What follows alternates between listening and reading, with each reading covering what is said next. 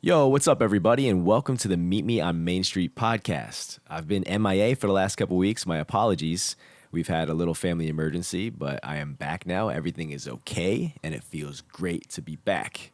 On today's episode, I'm going to be talking about my family's most recent trip to Disney World. Today is June 30th, 2025, and this is episode 4 of the Meet Me on Main Street podcast. Let's do it.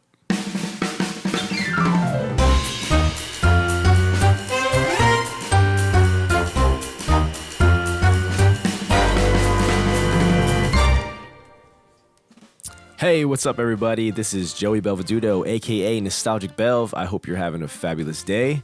We are going to get started today with some Disney news. We have a ton of interesting news to cover from the last couple weeks, and I'm excited to hop right into it.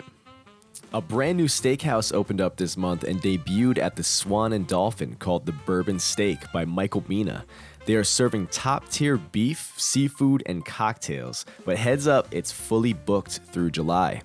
A menu is not available at this time, but based off of what I see on their website, they will be offering very high-class food options like steak and lobster, specialty drinks and cocktails, and sophisticated dessert options. The chef and founder, Michael Mina, is an award-winning chef who started his career in New York City. Chef Mina has won many awards, along with numerous accolades, including a Michelin star. I'm looking forward to making some reservations here as soon as I get the chance. Piston Peak National Park, a rad Cars-inspired zone, is officially coming. To make space for this new area, Rivers of America, Liberty Square Riverboat, and Tom Sawyer Island will close permanently as of July 7th. And we have 2 new Cars rides incoming. That's something to get excited about. We have a brand new nighttime parade coming to Magic Kingdom, and people are really excited about this one. It will be called the Disney Starlight. The Starlight Parade will be using the latest technology to tell new stories about the characters we love. I will be taking my next trip down there the week this will be debuting, so I'm looking forward to seeing it and giving you guys my review on this. Epcot's fan favorite ride, Test Track, is getting upgraded to Test Track 3.0 with new music and a brand new storyline. It will be reopening on July 22nd, 2025. With previews already rolling, I know a few cast members that got early access rides, and they said it's amazing. I will be in Epcot on the 22nd, and once again, I look forward to giving you my review on that. The Astro Orbiter is back. Magic Kingdom's Tomorrowland spinner Astro Orbiter just reopened 3 days ago on June 27th, 2025 after a full overhaul. Lastly, the Buzz Lightyear Space Ranger ride will be closing on August 4th, 2025 for a big revamp that'll last all the way into 2026. Disney says the upgrades that will be made on this ride will be a game changer for the rider experience. Buzz Lightyear has always been one of my favorite rides, and if they're saying they're going to make it even better, then I'm really looking forward to it. And that's it for today's news, guys. Today's episode, I want to talk about my last trip that I made to Disney with my family. We kind of touched on it previously in a previous episode, what the game plan was. But, it doesn't always go the way as planned. Or, hey, sometimes it does if you're a really good planner or you have a really good travel agent. If you need a travel agent, reach out to us at 407 and Beyond. We will help you go anywhere you want to go in the world. But boy, do we specialize in Disney. We will help you get there, and we will get it all planned out for you. As always, you could check the links in the show notes, and we will help you with that. So we ended up doing a Wednesday to Wednesday. I live in Scranton, Pennsylvania. We ended up flying out of Philly. Our flight was at about 7 a.m., so we ended up leaving around 2 a.m. to get down there. And, of course, it was an extremely rainy day. And instead of about the 2.5 hours it usually takes, it did take us about 3. So we got there at about 5 a.m., which gives us about 2 hours to get through security and all that stuff, And we flew out American Airlines, which was an extremely, extremely smooth experience. We ended up landing at about 11 a.m., and we got the rental car. And right away, it was a hot day. We checked the forecast when we got there. Now, we went at a time where you're usually averaging about low 80s, and we were seeing high 90s the entire week. My uncle, who I've mentioned on the podcast before, he lives down there, and he told me that there was actually record high heat.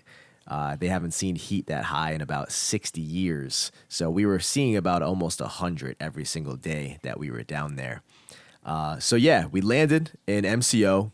We get our rental car, and first things first, we want to go get something to eat. So we ended up going down to the premium outlets on Vineland, and we checked out Shake Shack. That's usually where we go, and we hit every time we land down in Florida. We get a burger, some fries, a milkshake, and then we head over to the Disney Character Warehouse. So if you guys don't know what the Disney Character Warehouse is, it's basically a store that just sells some discounted Disney gear that maybe isn't in the park anymore. Maybe it's out of season or something along those lines. And, you get some really, really good deals there. For instance, a pin in Disney, you're looking at anywhere from about $12 to $20. They have pins there for as low as $3. If you're looking for a plush doll in Disney World, you're probably going to end up spending around 20. At the Disney Character Warehouse, maybe you spend 10. Spirit jerseys, this is the big one for me. Spirit jerseys in Disney World, you're looking at $79.95. Spirit jerseys in the Character Warehouse, you're looking at $24.95. So if you could find your sizes and the colors you want of the things that you need, then you're getting a great deal. So we usually hit this spot first, get all the stuff we're interested in getting, and then whatever we can't get on sale at these stores, then we'll end up purchasing when we go to Disney World. So after we visited the Disney Character Warehouse, I wanted to reach out to the hotel. We were staying at the All-Star Sports, and I wanted to see if it was possible to get some early check-in. So I called, and they said, yes, the room's available. You guys could do early check-in, which was great, because after you fly, you want to just get back to the resort. You want to unpack all your stuff, maybe lay down for a few minutes, chill, maybe take a shower, and that's exactly what we got into doing. So this is our first time staying at the All-Star Sports, and for my first impression, for the entry-level pricing, this place is great. The theming is amazing. Really large food court with a ton of food options, big, beautiful pool area, a nice little outdoor bar that has a few fun mixed drinks. Super close to Animal Kingdom. If you guys are going to Animal Kingdom during your trip, super easy to hop on the bus. Rooms are pretty good, pretty nice. They got the pull-out queen. Air conditioning was awesome, very cool at night, and even an arcade that we spent a lot of time in as well. So yeah, after we unpacked and took our showers, we knew the first night we wanted a really good meal. I had my eyes on Walalulu at the Polynesian weeks prior to this trip. And I said to my wife, how do you feel about going there for the first night? So that's what we decided to do. We took a trip over to the Polynesian. And I have to say, my first impression of the Polynesian is it's beautiful. It's breathtaking. It's freaking massive. It really makes you feel like you're in a different part of the world as you're walking around there. So we arrived at about 5 p.m. and we luckily only had to wait for about 10 minutes to get a table. Now, reservations cannot be made here, so this is something you have to plan around because, certain times of the day, it's going to be jammed. So overall, I think that they had a great menu. We sat down, we took a little look at the menu, and, all of the restaurants at the resorts, the menus usually aren't very massive, but you got your staples, the things that each restaurant is known for having. And the big thing that I was looking forward to at Wailulu was the banana old fashioned, which is an amazing blend of flavors. I'm a big whiskey guy, big bourbon guy. The Mitcher's single barrel rye base with a really nice, not overpowering banana flavor at the end of that sip. For appetizers, we got the ahi tuna crisps, a marinated ahi tuna, crispy fried wontons, avocado crema, and a sriracha aioli with a soy glaze. These things rocked. They're really good.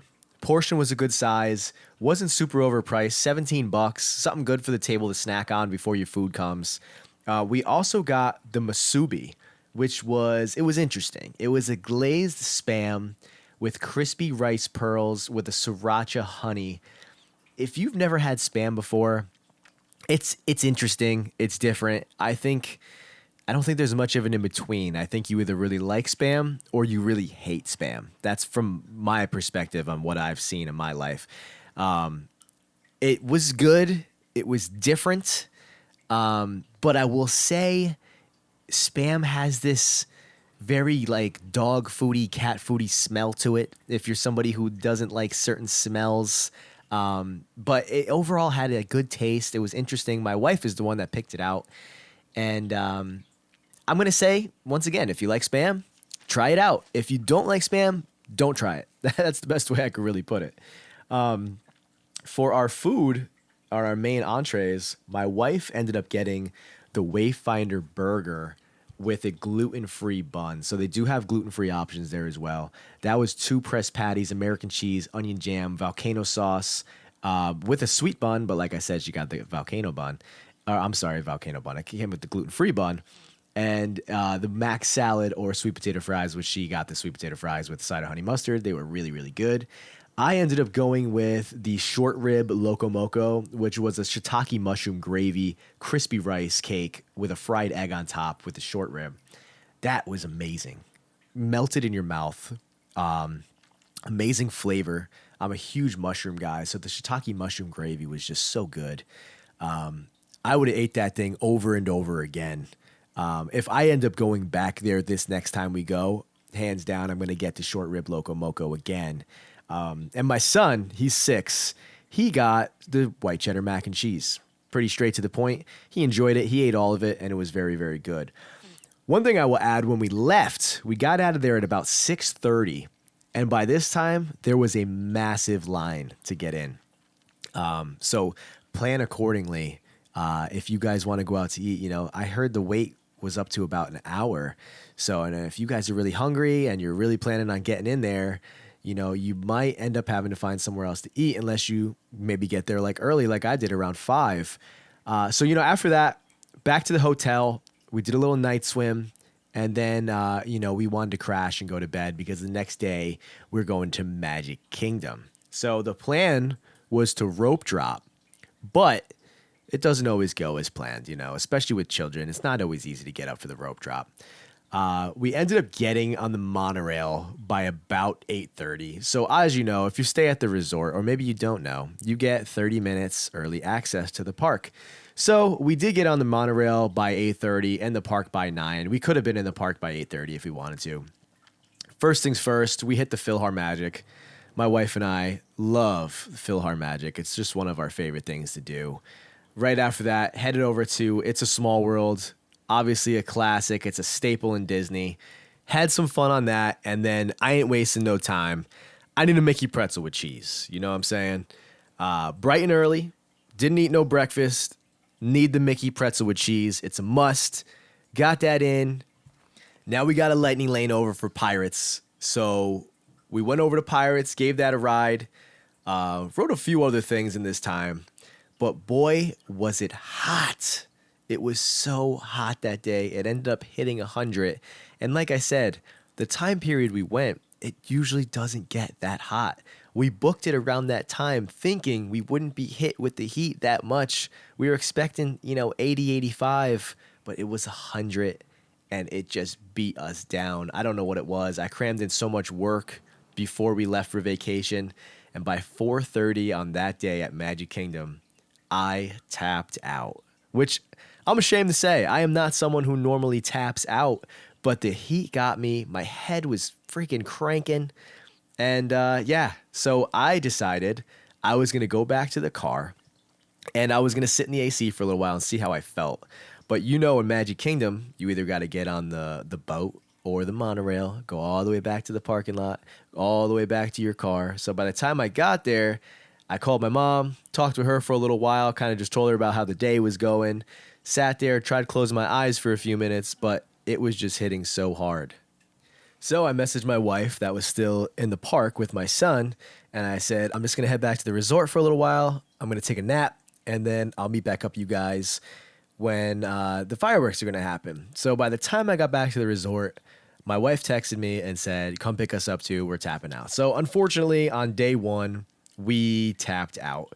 But we ended up grabbing a pizza at the resort in the food court. Pizza's what I expected.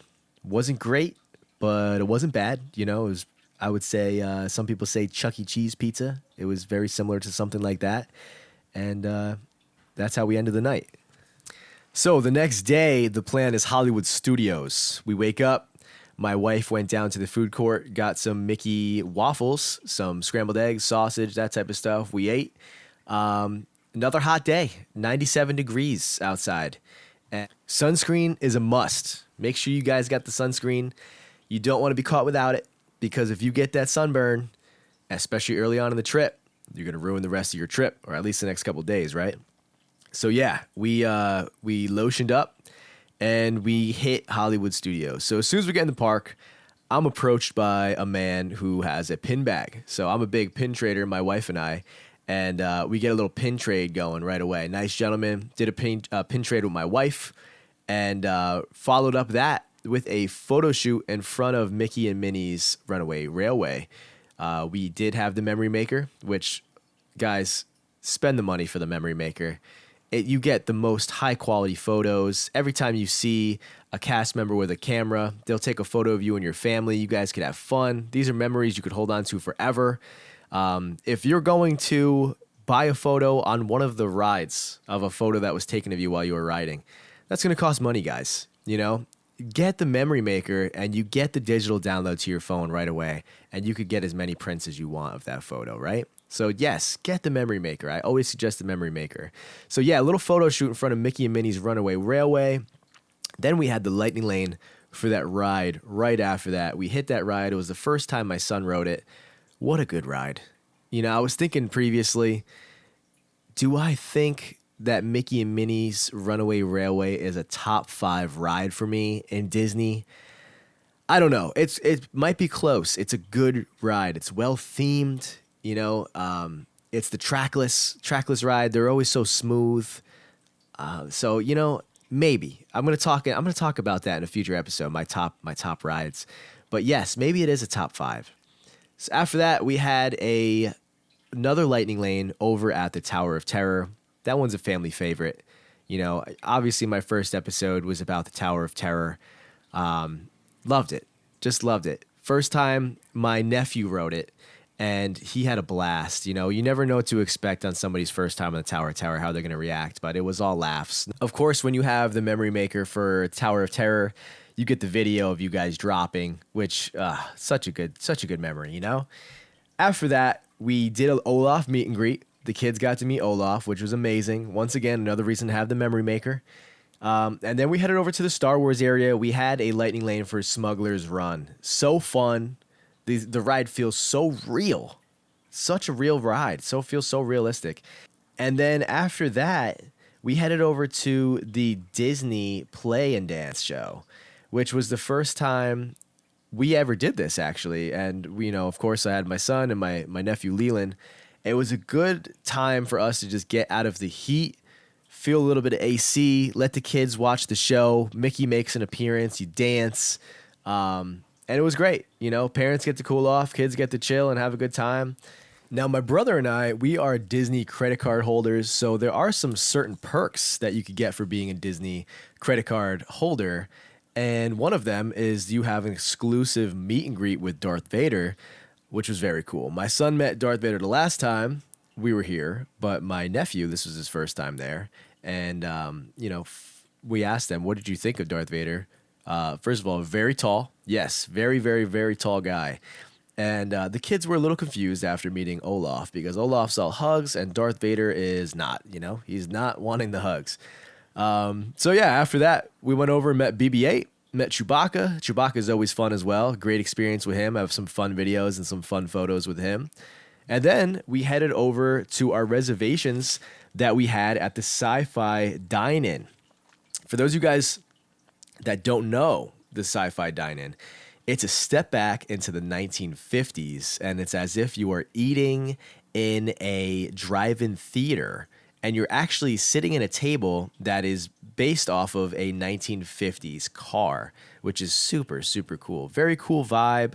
They always have a fun movie on TV, and, you know, it's nothing crazy food-wise. It's burgers and french fries. I ended up getting a summer ale, Samuel Adams.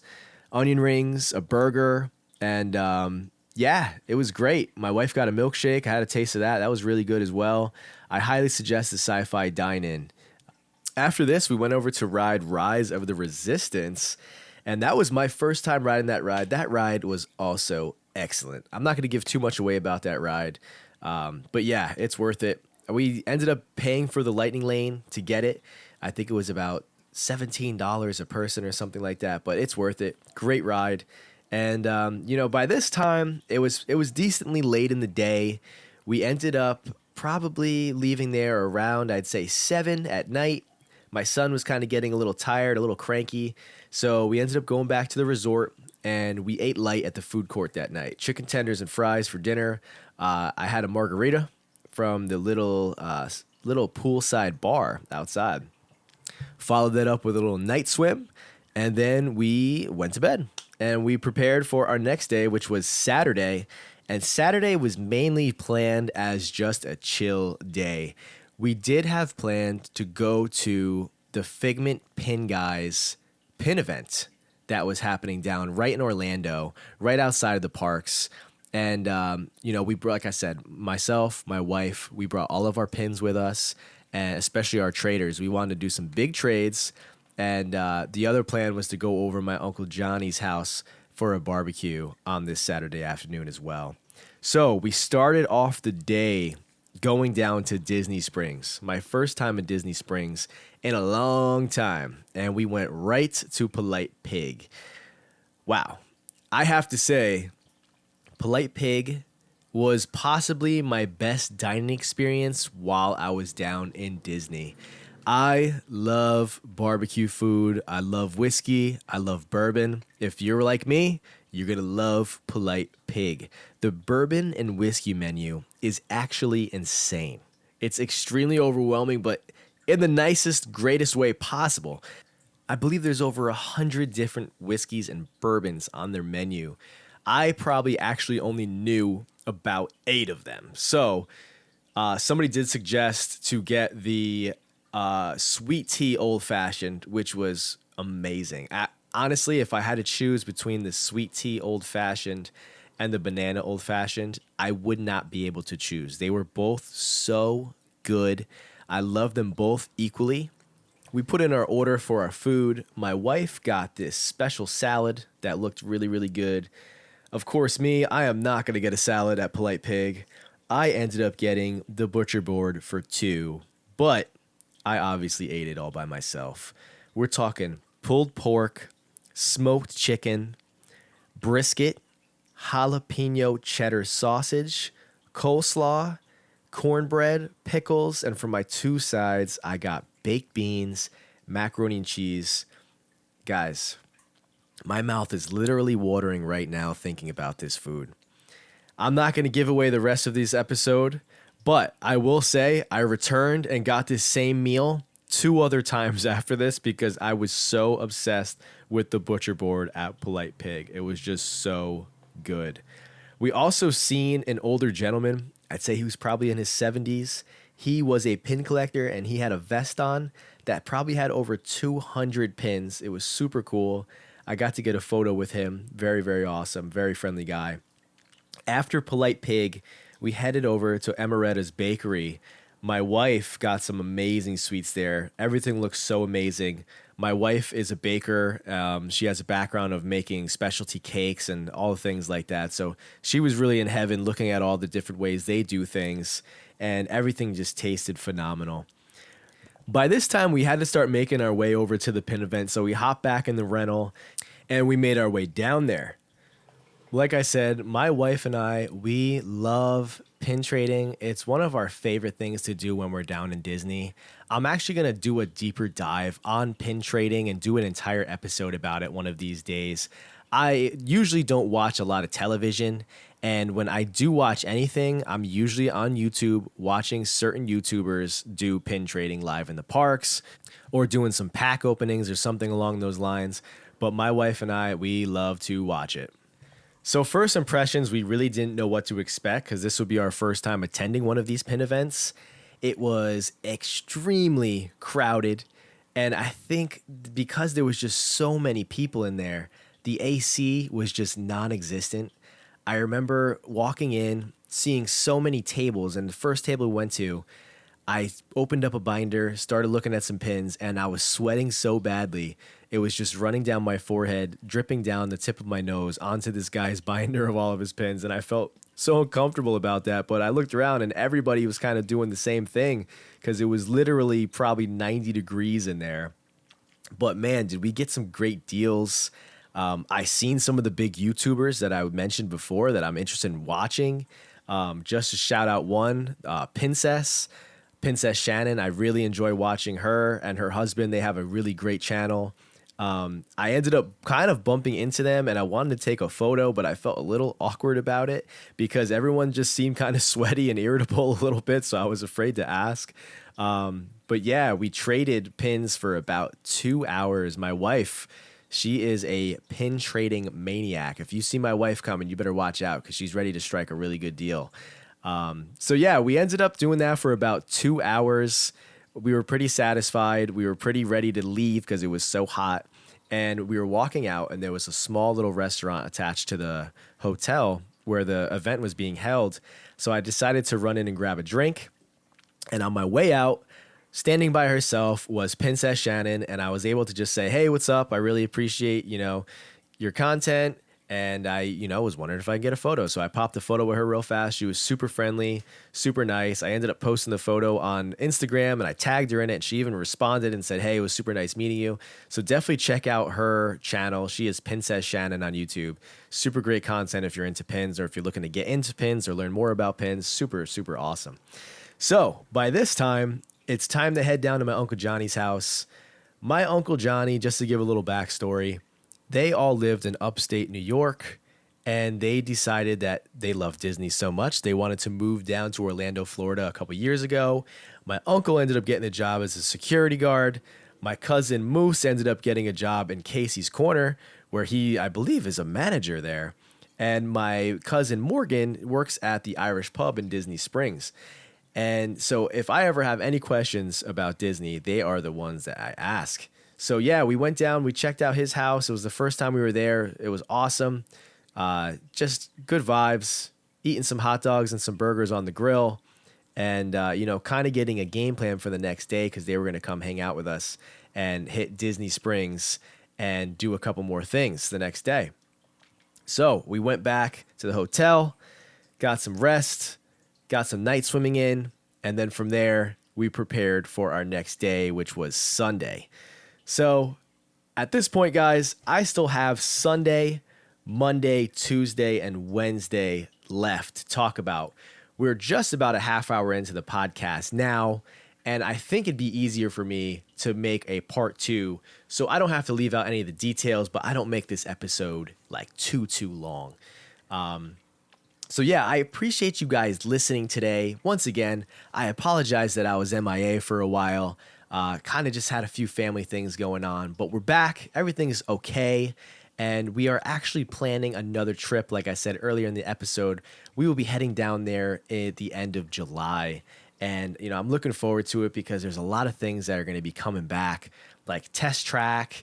And of course, the new parade that's going to be coming as well. So I'm very excited to see that. And, it's always good going down to Disney, So this time, the only difference is I will be flying out of the Scranton airport instead of flying out of Philly, which is great for me because I literally live 5 minutes from the Scranton airport, and it's so convenient for me. And it's not a super crowded airport, so you don't have to worry about getting stuck, going through security for, an hour and a half. It's usually very smooth sailing. We fly down with Breeze Airlines, and so I'm just looking forward to that. So next week, I'm going to have part 2 where, like I said, we're going to be covering Sunday, Monday, Tuesday, and Wednesday of the trip. And I'm looking forward to it. So guys, this was episode 4 of the Meet Me on Main Street podcast. And you guys could definitely count on an episode next Monday. As always, if you need help planning a trip to Disney, Universal, or really anywhere in the world, I would love to help you, and all of my services are 100% free to you, and I will make sure you are getting the best price possible. Be sure to follow me on all my social media. On Instagram, you can find me at Nostalgic Belv for my personal Instagram, and Belv Books Magic for anything travel related. I'm also Nostalgic Belv on TikTok as well. If you would like to reach out to me for any reason, you can email me at josephbelveduto@407vacations.com. All of these links and information will be available in the show notes. Be sure to leave a rating and a review for this podcast because it helps me push the podcast to new listeners. Also, be sure to subscribe and share the podcast with someone who also loves the genre. So once again, thank you for listening, and I will see you guys next week on Meet Me on Main Street podcast. So long.